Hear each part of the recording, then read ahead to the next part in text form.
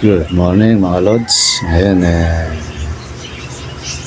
uwi tayo ng probinsya. Ayan, pupuntahan natin yung ating hinuhulugang lote mga idol.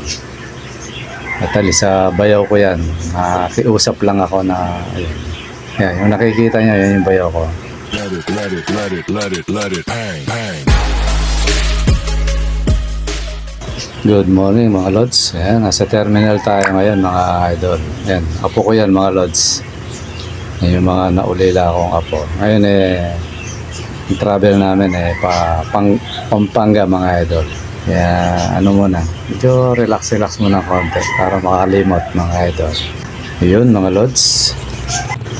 Mga idol, pupuntahan natin ngayon yung bahay ng pamangking ko. Totally, ano yun, yung nanay, no, kapatid ko. Ano natin, puntahan muna natin.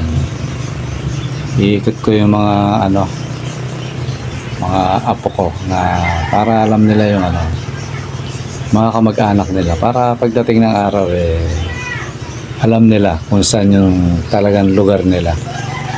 Totally, sasanayin ko na to mga Lods, Tuturuan ko silang mag-travel, papunta dyan. Kasi kailangan na mga idol. Ito hindi na mahirap sa panahon ngayon yan. Ways lang makakarating ka sa isang lugar. Ang target ko ngayon, makilala nila yung mga kamag-anak nila, mga pinsan, lolo, mga tiyahin, mga tsuhin, yan. Lahat ng relative, pati na rin yung mga kaibigan, yan. Kaibigan ko sa lugar na to, kaibigan ng mga basta, yun na yun mga idol. Totally yung kalsada na to mga Lods, yan, dyan ako talaga lumaki sa Barrio Maluyos mga Lods. Barrio Maluyos, Purok Uno, yan. Medyo high tech na ang araw, hindi sementado yan, tsaka naglakihan na rin yung mga bahay. Yung nabili naming lote mga idol, lang yun, sa kabila lang. Sa kabilang, lang. Kaya rin lakarin dyan. Ito, naka-tricycle kami. Mukha lang malayo, pero mga idol, pag nasa probinsya ka, malapit lang yan. Kumbaga, lakad-lakad lang ang labanan dyan. May mga tricycle, mga bayaw ko, mga kapatid ko, may mga naman yan. May mga sasakyan naman. Madaling Kaya pag napunta kami dyan, mapipilitan din naman akong mag-produce ng sasakyan mga Lods. Para hindi mahirapan yung mga travel na ganyan. Ayan mga Lods. Totally ito, hindi pa full develop. Pero pag na-develop to, parang subdivision. Ayan. Yung kabila niyan, bakante pa. Ayan. Ito yung mga bahay mga Lods. Malalaki. Ayan yung kabila, tawid kalsada, sabihin press pa. Ang bilis nga ng panahon kailan lang na sinusukat namin tong bahay na to ngayon o lote, ngayon eto na, nakatayo na siya mga idol. Ito pala yung yung pamangking ko na may asawang foreigner na Navy SEAL. Ayan, awa ng Diyos kahit pa paano yung kapatid ko na nanay nito umaisa-isang buhay. Yan, mga Lods. Malaki yung area niya mga idol. 500 square meter yung area niya. Pero hindi pa full develop yung harap. Wala pang landscape mga Lods. Totally mga idol, pasensya na kayo sa vlog ko ngayon. Pinapakita ko lang para alam nyo kung saan ako pupunta balang araw. Lagi ko nakakausap, alam nyo kung saan yung lugar ko. Na kung sakaling gusto nyo pumunta, ayan, alam nyo yung mga lugar na pupuntahan natin. Ayan, bahay ng pamangkin ko yan, mga idol. Totally, nakaraang taon lang nagawa ito Yan, si Commander, mga Lods. Ito yan. Pamangkin ko yan, asawa ng Koreano yan, mga idol. Dito sila naglalagi. Yan, wala silang katulong sila lang. Kasi wala yung foreigner ngayon, nasa hindi ko lang kung saan banda sa Amerika yung foreigner. Kapatid yun, Bali, anak din ng kapatid ko yun. Ngayon may bahay yan, tsaka magkakapatid yan. Bali, ano. Basta po, halos puro babae sila. Yan. Kasawa ng foreigner din yan, na Koreano. Yan mga lods. Nire-rate ko lang yung ano, yung bahay. I-check natin. Ano rin, maluwag-luwag din mga lods. Kumbaga bahay ng yayamanin. Yayamanin ang dating mga lods. Kaya sinabi yung presyo sa akin, pinagawa. Sabi ko, panalo na kayo dyan. Huwag na kayo magreklamo. Tama yung presyo. Sabi ko, ano na. Kasi parang akala nila talo sila sa laban. Sabi ko, hindi. Panalo kayo. Sa laki ng bahay, panalo na yan mga lods. Hindi ko nga lang nabilang kung ilan yung kwarto. Basta ako, pasok lang ako ng pasok Yan. Kaya pinapakita ko to sa inyo mga lods. Kaya maglala. Siguro mga 2 days. Hindi ko lang kung 2 days o 3 days. Pupuntahan natin yung mga relative ko, mga barkada ko. Totally mga susunod na vlog makikita nyo yung mga bukid na binlog ko. Hindi tayo lalayo mga idol sa pag-iibon. Hindi, makakala nyo ito iba-vlog ko, hindi. Ano pa rin, inaano ko lang siyempre, nandito tayo. Sayang naman yung panahon kung hindi natin isushoot, di ba, no? Para makita nyo na rin yung ano yung magiging buhay ko rito, mga lods. Pero mga idol, huwag nyo isipin na ako, baka mamaya, may mga kaya naman pala. Hindi, mga lods, sila lang yung may kaya. Ako walang kaya, mga lods. Mahirap lang tayo, mga idol. Pero ano naman, mababait naman yung mga kapatid ko na yan, mga pamangkin ko na yan. Yan, yung nasa picture na yan, yung may asawang foreigner. Pangalan yan, KK. Yan. Hindi ko lang kung tunay na pangalan nito si KK. Yan. Yan yung kapatid ko. Yan. Parang magkapatid lang. Di ba? Batang bata yung kapatid ko. Yan. Bayaw ko. Yan. Si Don, ano pangalan nito? Don Jamin. Saka si Doña Alma. Mga lods. Yan. Yan lang mga lods. Inaano ko lang sa inyo kung ano yung darating na future. In the future, mapagkikita nyo sa vlog ko kasi siyempre, mga kamag-anak ko to, minsan magbablog ako dyan ano pa rin, hindi mawawala yung pag-iibon. Ngayon lang naman yan mga lods. Pero sa mga susunod na vlog ko, ang mapagkikita nyo yung patungkol na sa ibon mga lods. Ngayon, punta naman tayo sa mga idol. Puntahan natin yung sa kapatid ko. Ayan, mga lods, diba? Ayan, ano na rin, okay na rin ang bahay ni Utol. Yun yung nung nawala yung anak ko agad-agad nandito. Lumaban ang sabayan sa akin ayan, yung kapatid ko na yan. Napakabait na kapatid. Sana lahat ng kapatid ganyan. Handa kang damayan sa oras na kailangan mo ng karamay. Ngayon mga lods, pakinggan natin yung usapan nila. Canada ito, pagpun. Ano nga lagot titig doon? Ano yung titig to? Boy, ano may oras ko namin talis Ayun, no? Irano na naman niya. Ayun, no? Ano na naman niya kinakaw-kaw. Alam ba lang senas? Mama ako naman.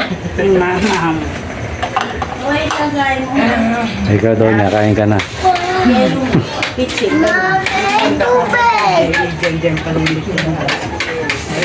Hindi mo malamig, bomba ka, no?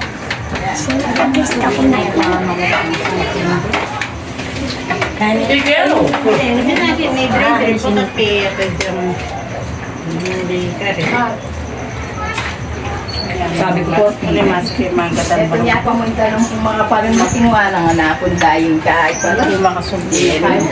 Makasubli pa yung balubok. Hindi siya.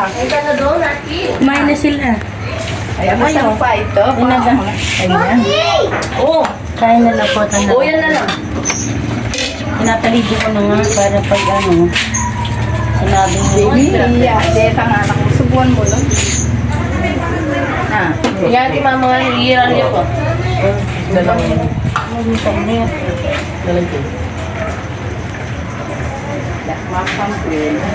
Don Jamin.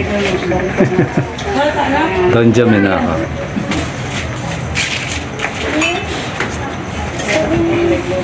Lorena, modelo pa mena. Saan kam sila pang ano, kaalmusal da pa. Malatila bituka. Kay, Puntahan ko dito. Yaiban. Yaiban. Yaiban eh, masabi. Kaya na. Si Ivan. Ban, kain na. Tara. Kayo na, pambira. Parang ayaw nyo na umuwi. Ay, namin. Parang ayaw nyo umuwi. Tara. Ay, namin. Kain na, kain.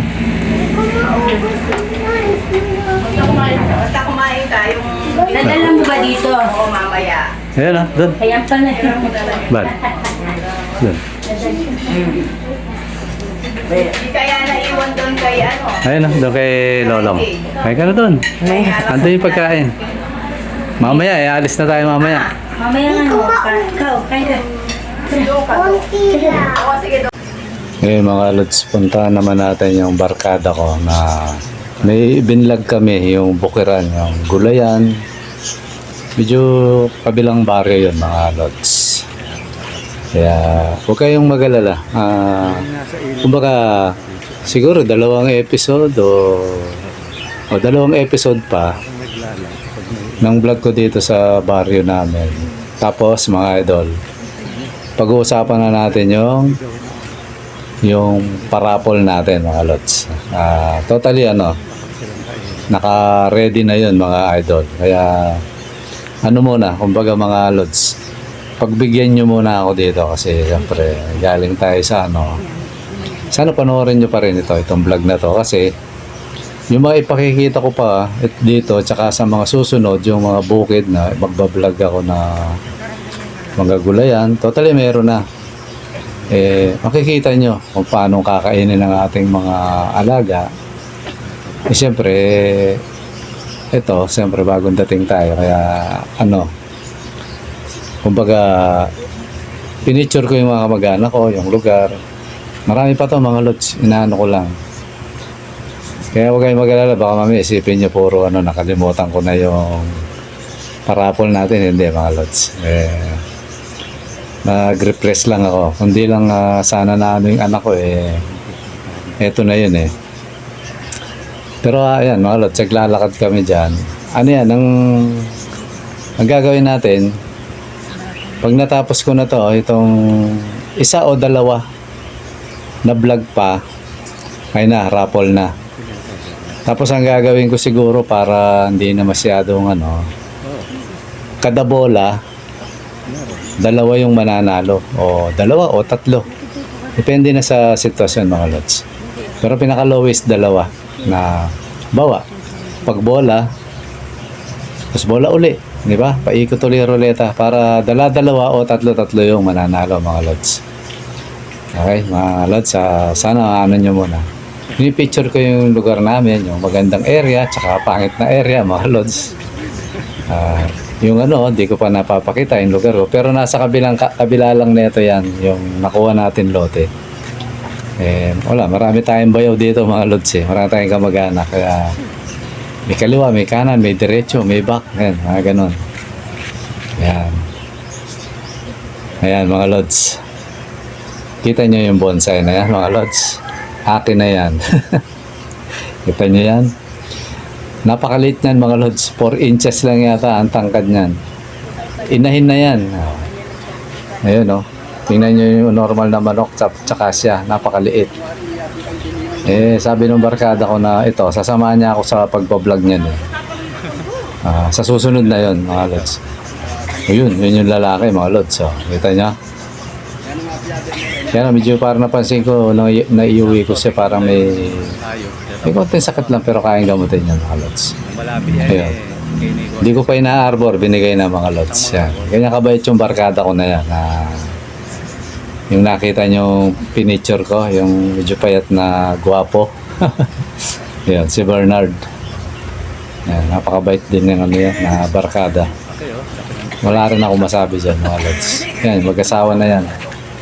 Si Wena, si Bernard yan. Shoutout sa inyo. Sabi ko, mag-subscribe sila sa akin. Yan.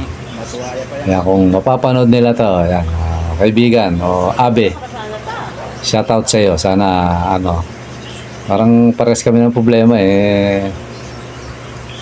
Mas mabigat yun sa akin, ewan ko sa kanya kasi ano, nakasurvive. Pero ano, kaya natin yan na kaibigan. Problema lang yan, tayo ano, may tutulong sa atin. Kaya huwag mo intindihin yan, kaya natin yan. Panahon yata ngayon yan, mga kalonyero at kalonyera yan, mga panahon yata ngayon yan. Wala tayong magagawa dyan. Basta tayo, manatili tayong mabuting tao. Yun lang ang kaya kong sabihin. Huwag tayong gaganti ng masama sa masama. Kasi masakit talaga yan, pero iwan na natin yung mga lods. Ayan, si Doña Josie, si Commander mga lods. Ayan, yan yung bukid. Totally sa ano pa yan sa mga bayaw ko pa yata yan, sa mga kapatid niya. Nung nag-vlog ako doon yun sa kabila. May makikita niyan, ayan, si Brad Bernard. Yung kaibigan kong ano, napakabait na tao. Ayan. Kaya mga lods, sana siguro hindi ko napakahabaan tong ano na to, itong video na to. May iba-vlog pa ako, yung pupunta sa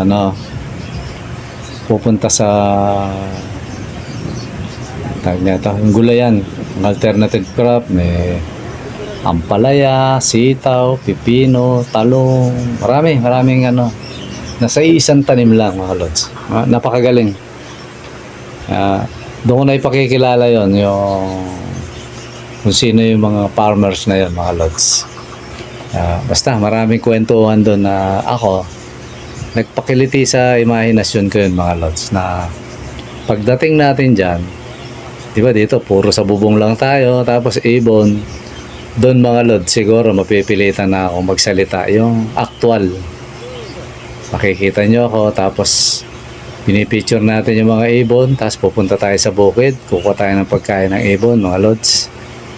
Yun ang gagawin natin. Kaya lang medyo matagal pa yun, wala pa tayong pera mga lods kaya sana magmilagro yung Diyos sa atin mga idol. Alam mo yan, although yung mga apo ko kasi gusto ko patapusin ko pa, sayang yung panganay ng anak ko, yung panganay kong apo, bali third year na ngayon, college. Yung isa first, yung dalawa nasa high school pa. Kaya sabi ko yun lang yung dalawa lang sana siguro maximum ko rin na parang sana 5 years lang o mas madali. Sabi nga ng mga kapatid ko, pwede na yan, tiran mo na. Kasi mga kapatid ko naman yung yung pinagbilang ko ng lupa, yung bayaw ko. Wala namang problema sabi niya, kung di ka pabayad kaya lang yun sa akin mga idol siyempre mas maganda yung wala ka nang babayaran, di ba no? Pag tiniran mo medyo less sakit ng ulo kasi tatayon pa ng bahay yan, di ba no? Although alam ko hindi ako pababayaan ng mga kapatid ko, pero maganda na rin yung kahit malit lang, at least bayad na yung lupa. Tapos kahit malit na bahay lang, malay nyo sa mga apo ko nandun yung kapalaran. Kasi sa kanila naman talaga yan. Kasi balang araw, dyan sila titira. Kaya sabi ko maging rotation na natin to. Siguro yearly. Uuwi kami, taon-taon. Kasi isang anak ko mga lods, nasa abroad dyan umuwi lang ngayon kasi namatay yung kapatid niya. Solong anak na siya. Kahit kami lang ng mga apo ko, siguro taon-taon uuwi kami dyan kung may pera para masanay na sila. Totally kampante sila kampante sila sa dahil naiuwi ko naman tong mga to nung maliit pa sila. Kaya ayun mga lods, sana panoorin nyo para tulong nyo na rin sa akin. Ngayon Pag natapos ko tong dalawang vlog na pa to, kasi may nag-request sa akin ano, gagawa ko ng vlog na special para sa kanya. Pag natapos to, ngayon, balik tayo sa pag-iibon mga lods. Di ba? Tapos may nadagdag tayong pet, yun, yung mga bantam na ano, mga bonsai na ibon mga idol. Okay mga lods, sana kahit pa paano nag-enjoy kayo sa travel. Na-unwind kami ng konti, wala ba tawag doon? At least natanggal yung stress. Ayun, kahit pa paano gumaan yung ano natin, pakiramdam, pati yung mga bata. Paano mga lods, hanggang dito muna. At maraming salamat. Yung mga nanonood dyan na hindi pa nakasubscribe, subscribes na kayo mga lods. At sigurado yung tatahakin natin panibagong adventure yan balang araw. Paparating na yun mga lods. Okay mga lods, maraming salamat sa panonood. Bye-bye.